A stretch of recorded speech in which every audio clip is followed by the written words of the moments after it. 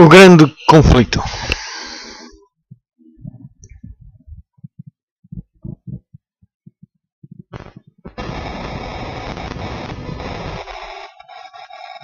Ora, bom dia.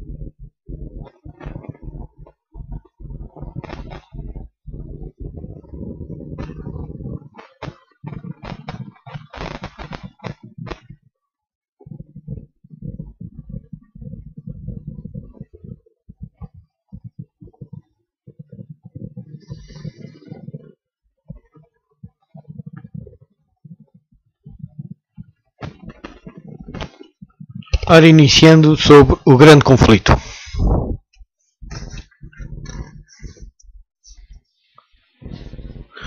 Porque seria bom para si saber o que vai acontecer no grande conflito. Erguendo o véu do futuro. Antes que o pecado entrasse no mundo, Adão usufruía da plena comunhão com o seu Criador. Entretanto, desde que o homem se separou de Deus pela transgressão, a raça humana ficou privada desse alto privilégio. Pelo plano da redenção, contudo, abriu-se um caminho mediante o qual os habitantes da terra podem ainda ter ligação com o céu.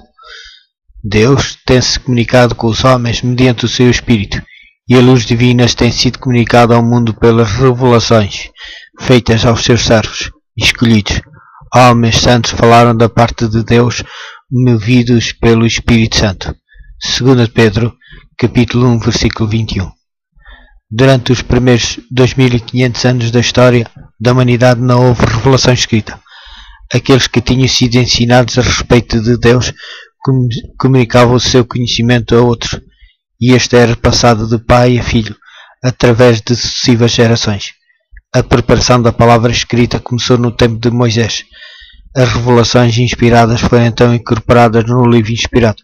Este trabalho prosseguiu durante o longo espaço de 1600 anos, desde Moisés, o historiador da criação e da lei, até João, a quem coube registrar as mais sublimes verdades do Evangelho.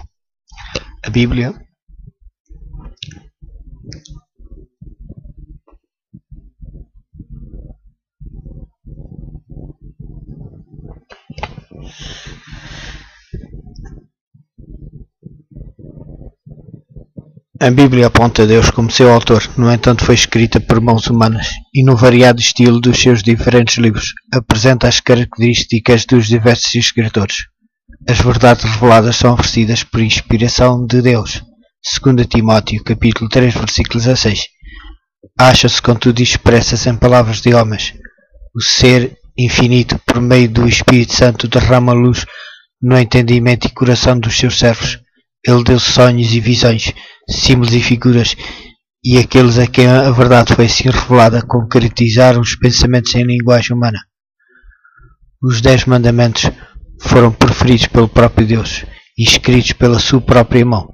Eles são de composição divina e não humana, mas a Bíblia, com as suas verdades dadas por Deus, expressas na linguagem humana,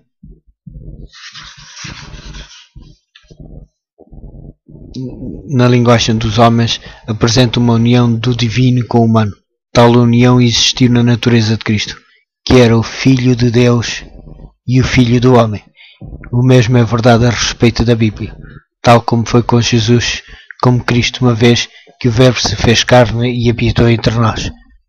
João, capítulo 1, versículo 14.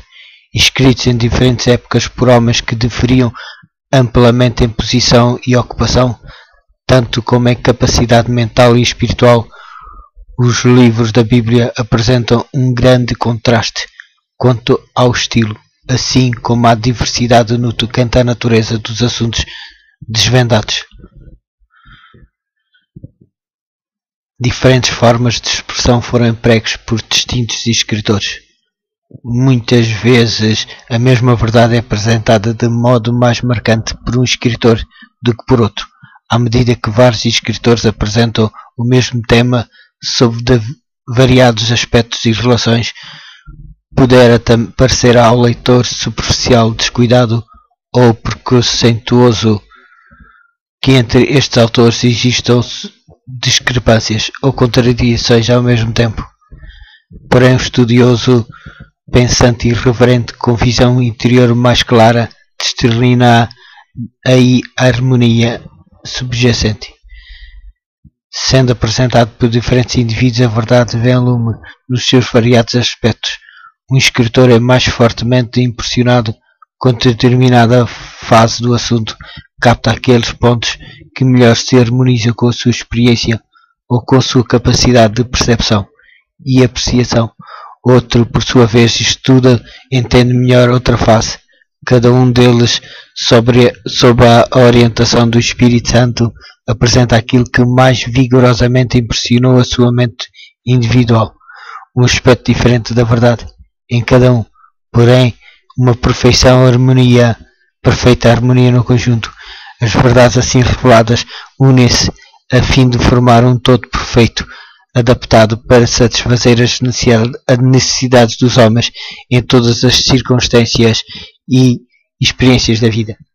Deus tem-se comprazido em comunicar a sua verdade ao mundo através de agentes humanos, e Ele mesmo, pelo seu Santo Espírito, qualificou homens e habilitou-os a empreender esta obra. Orientou na seleção daquilo que deveria ser falado e escrito. O tesouro foi confiado a vasos terrestres, mas ainda assim continua a ser de origem celestial. O testemunho é apresentado através da expressão imperfeita da linguagem humana, e ainda assim é o testemunho de Deus. O obediente e crente Filho de Deus contempla-o na glória do poder divino, cheio de graça e de verdade. Na sua palavra, Deus conferiu aos homens o conhecimento necessário à salvação. As Santas Escrituras devem ser aceitas como a autorizada e infalível revelação da sua vontade. Elas são a norma do caráter, o revelador das doutrinas, a pedra de toque da experiência religiosa. As Escrituras dizem assim: toda a Escritura é inspirada por Deus e útil para o ensino, para a repreensão, para a correção, para a educação na justiça, a fim de que o homem de Deus seja perfeito e perfeitamente habilitado para toda a boa obra. 2 Timóteo, capítulo 3, versículo 16.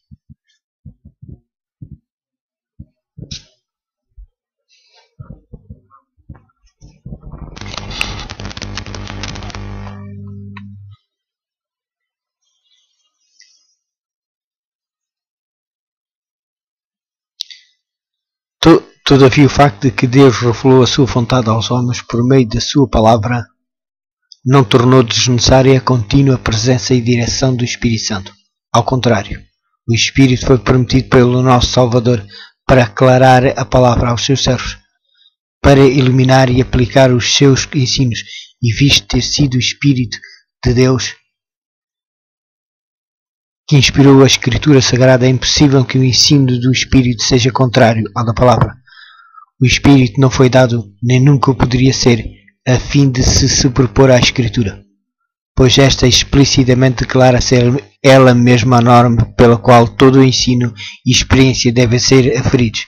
Diz o apóstolo João: amados, não deis créditos a qualquer espírito, antes provai os espíritos se procedem de Deus, porque muitos falsos profetas têm saído pelo mundo. 1 João, capítulo 4, versículo 1. E Isaías declara: à lei e ao testemunho. Se eles não falarem desta maneira, jamais verão a alva. Está em Isaías, capítulo 8, versículo 20. Grande ou pobre tem sido lançado sob a obra do Espírito Santo pelos erros de uma classe que, pretendendo possuir iluminação, afirma não mais necessitar da orientação da palavra de Deus.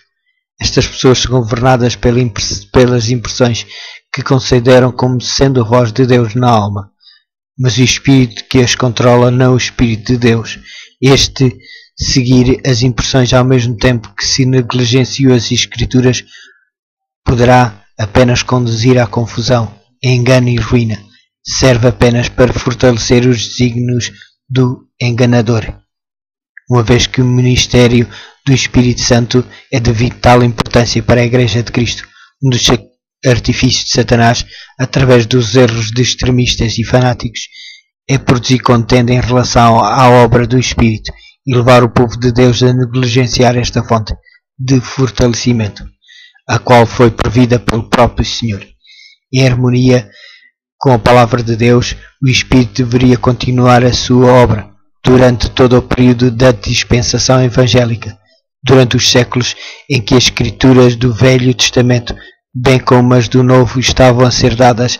O Espírito Santo não cessou de comunicar luz a mentes individuais, independentemente das revelações a serem incorporadas no canone sagrado.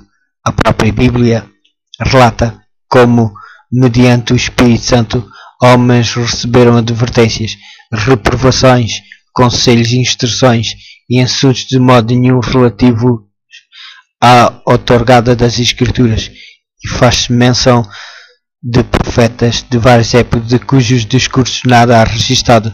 Semelhantemente, após a conclusão do canone das Escrituras, o Espírito Santo deveria continuar ainda a sua obra de esclarecer, advertir e confortar os filhos de Deus. Jesus prometeu aos discípulos: o Espírito Santo, a quem o Pai enviará em meu nome, esse vos ensinará todas as coisas e vos fará lembrar de tudo o que vos tenho dito. Ele vos guiará a toda a verdade e vos anunciará as coisas que hão de vir. João, capítulo 14, versículo 26 e João, capítulo 16, versículo 13. As Escrituras ensinam claramente que estas promessas, longe de se limitarem aos dias apostólicos, se estendem à Igreja de Cristo em todos os séculos. O Salvador afirma aos seus seguidores: eis que estou convosco todos os dias.